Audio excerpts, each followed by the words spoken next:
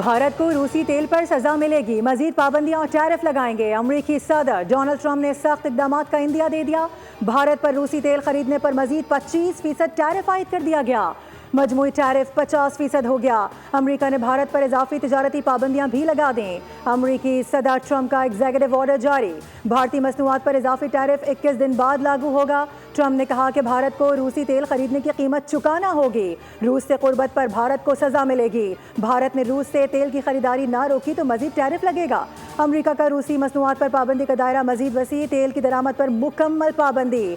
सदारती orders में Trump ने रूसी फेडरेशन की पॉलिसीज को अमेरिका के लिए खतरा करार दे दिया। व्हाइट हाउस के मुताबिक भारत अब भी रूस से बराह रास्त या बिलवास्ता तेल दरामद कर रहा है।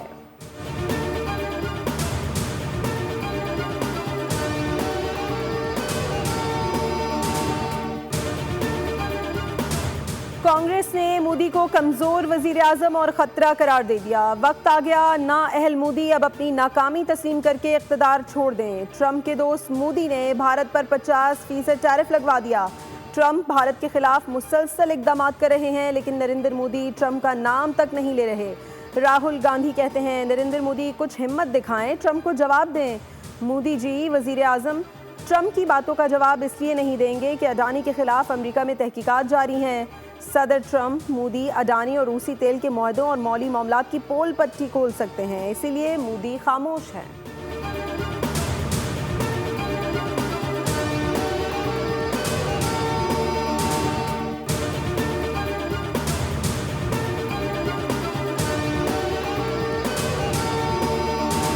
पाकिस्तान स्टॉक मार्केट में एक और तारीख साज दिन। 100 इंडेक्स 1,45,000 की सतह उबूर कर गया।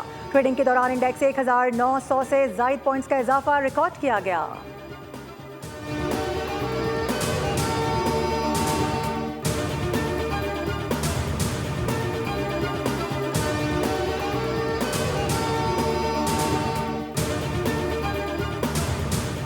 पाकिस्तान तरक्की कर रहा है, मईशत की बेहतरी के लिए काम कर रहे हैं। महंगाई में मुसलसल कमी आ रही है। वज़ीर ममलिकत ख़जाना बिलाल अज़हर कियानी का IT कॉन्फ्रेंस से खिताब।